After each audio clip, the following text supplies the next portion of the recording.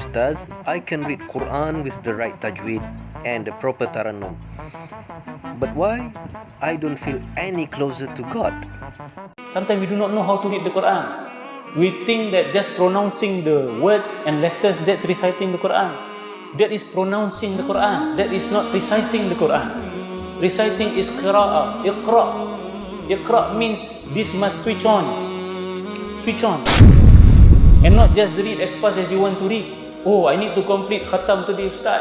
This is my adat, Ustaz. You know, every month I akan complete satu juzu. Nanti Allah is talking to you. Why do you want to move so fast? Imagine if your elderly speak something to you. Then you say, cakap cepat sikit boleh tak? Sebab saya nak khatam kan. The elderly will tell you, say, I want to say something to you. I want to convey a message to you. Why are you reading too fast? Why do you want me to complete my message too fast? Listen to what I want to say to you. Take the inspiration and practice what I tell you to do. Betul lah? Ni kita baca Quran macam mana? Nak khatam. Khususnya Ramadhan. Mesti nak kena khatam. Tapi faham? Tak khatam.